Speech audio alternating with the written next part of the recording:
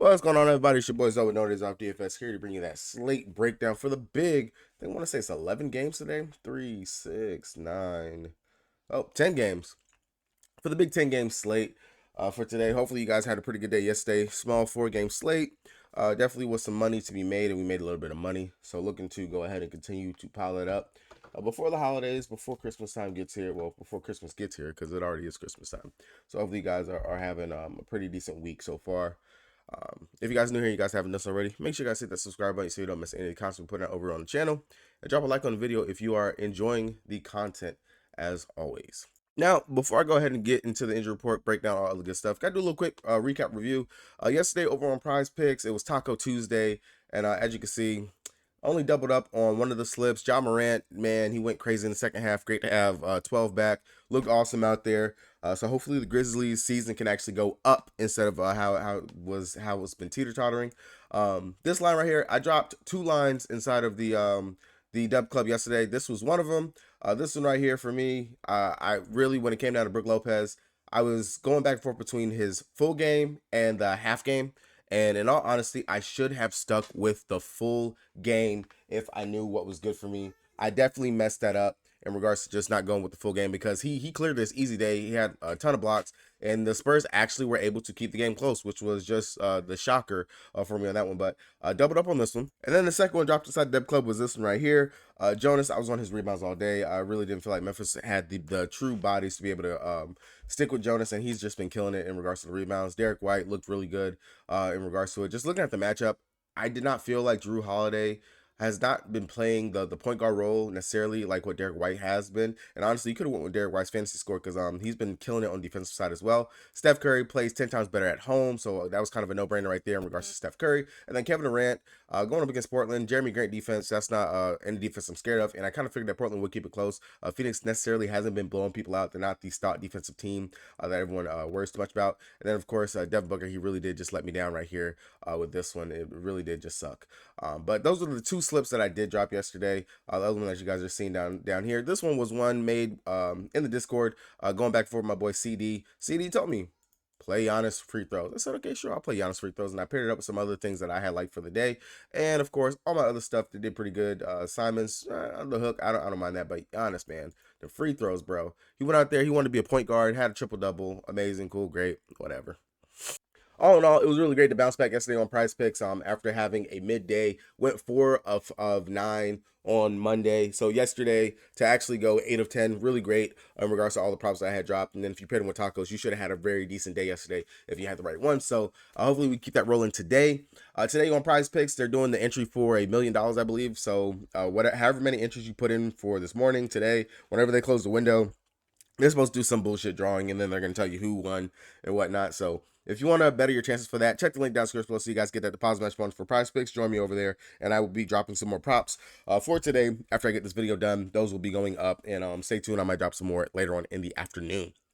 All right, so getting into it, looking at the injury report for the day, we got Utah taking on Cleveland. As you can see, my photo for today is going to be my boy Donovan Mitchell going up against his former squad, who he destroyed when he played them last year. 70-plus fantasy points in that game. Not too sure if that's going to be the same case, but he is technically starting point guard. He is out there playing and doing his thing with no Darius Garland, so really do like that. Darius Garland's out. Evan Mobley is still out. Rick Rubio.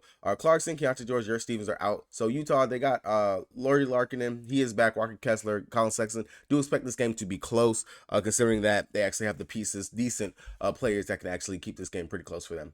Over here for the Charlotte Hornets taking on the Pacers. Is going to be a game that we're going to want to target. We know how the defense of the Pacers is. Definitely something for us to pay attention to. But Gordon Hayward, game time decision, he should be back. Mark Williams, he's still out with that back injury. LaMelo Ball out with that ankle. And then for the Pacers, we want to pay attention for if Miles Turner is in or out. If Turner is out, then it's going to go right back to Isaiah Jackson as a possible play that we can go to, especially just going up against the Charlotte Hornets. That's a match that we're going to want to attack all day long. And then Miles Bridges on the side. As long as he's back and he's playing today, really do like him in the spot going up against Indy. Miami taking on Orlando. Really not too interested in this game, but Kevin Love, game time decision. Not really too worried about that. Minnesota, Clark, he's out for the 76ers, which they should be looking to bounce back after that horrible loss that they had last game. Covington, game time decision. Morris, game time, and Batum has already been ruled out. New York Knickerbockers taking on the Brooklyn Nets. Mitchell Robinson still out. Jericho Sims, game time decision. If Jericho Sims is to miss today, Next game, we got the Denver Nuggets taking on the Toronto Raptors. Should be a decent game. Aaron Gordon listed as game time decision, but I do expect him to play. He's been playing really well over the last couple games since everybody's been back. Really interested in there. For the Lakers, LeBron James, Anthony Davis, always listed as game time decisions. They do get Gabe Vincent and Vando back for today, but I do expect these guys to play. They've been listed game time decisions all the time. Unless they're on a back-to-back, that's the only time we have to worry about possibly one of them missing. I'll check to see if they are on a back-to-back before we go too deep into DraftKings to let you guys know that. And over here for the Chicago Bulls, really looks like they got everybody back except for Zach LaVine. And let's talk about the fact that the Bulls look better without Zach out there. They're looking better. Kobe White has emerged. This is the player that they were hoping that they had drafted when they got Kobe, and he's definitely coming to fruition. Looks really well out there. The scoring, the dishing, the defense. He's actually playing very well on defense as well. Looks really good out there with DeMar DeRozan and Vucevic out there, and then Patrick Williams to tie it all up at the end. You know, his defense as well. All of it has been really amazing and great to watch those guys out there playing. Really, really interesting and really great over there for those guys. Atlanta taking on the Rockets. Really no news to really pay attention to all these bench guys, except for Johnson will be the only one to worry about, but he's out, and then Bogdanovich game time decision plays off the bench, not to worry about that. Tate being a game time decision over here for the Rockets, that's definitely interesting right there, because then maybe we can see some more minutes for Tari Eason or something like that, but other than that, nothing really to worry about.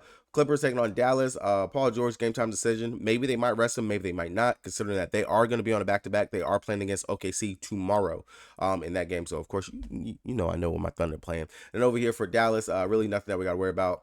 Kyrie, all these guys, they've been out, been noted. I will say that they ran a weird rotation at the center position with Dwight Powell. I know a lot of people were on Rashawn Holmes last time to for him to get the split time with Dwight Powell, but that was not the case. Holmes did not get in that game until blowout time. So unless we see something that's teetering that says otherwise, I'm not going to pay too much attention to that. KP, he was listed out last night against the Golden State Warriors in that game that they played against the Warriors. I would expect for him to be back tonight because this was just an injury management type thing. I would expect for him to play tonight. So just keep an eye out on that for if KP is going to be in or out. Definitely something to keep note of whether or not they were on a back-to-back. That well, they are on back-to-back. So patient that. I do expect Porzingis to play tonight, but definitely should be a firecracker game right here with the Boston Celtics taking on Sacramento Kings. And just looking at it, I might actually have a full game stack for this, since this will be a late night hammer. I will be at work at the time, so definitely if you guys are looking for a full game stack for a game like this one, check out the Dub Club link, and I will definitely drop that on there for you guys. All right, heading over to DraftKings, the site that I play the most on, the site that we still haven't gotten to take that on, but we're looking forward to getting that. Hopefully, maybe we can win this 100K to first tonight. If you guys do not have an account, check the link down in the description below so you guys get the deposit match bonus and join your boy over here on the King.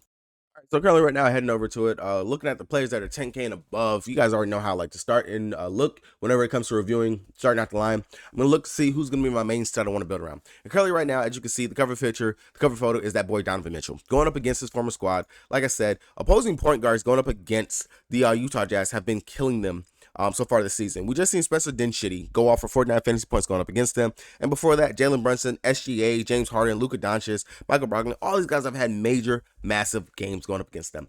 When you look at the game log, the past 2 games that Garland has been out, he's dropped 54 and 52 fantasy points. Pretty good numbers right there. And if he decides to take over this game, it could be even more in this position, this spot. Really do like the upside, 10K, pretty decent considering the upside that Donovan Mitchell has. He does have the upside over Jason Tatum, who is on a back-to-back. LeBron James, Anthony Davis, who kind of getting each other's way in regards to the usage and what they can actually do out there. And I'm not really too interested in either one of these guys.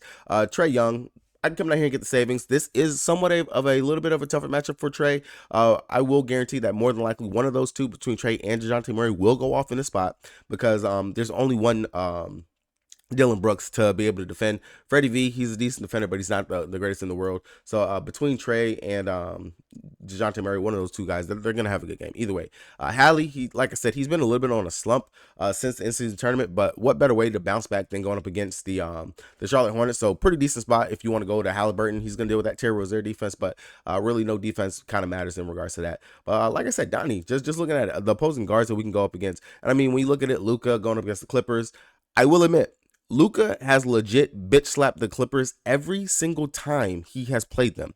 I don't know what the Clippers did to Luka, but Luka is a different animal when it comes down to playing against the Clippers. And even in a blowout loss that they had going up against the Denver Nuggets, he played 36 minutes in that game, still dropped 66.75 fantasy points.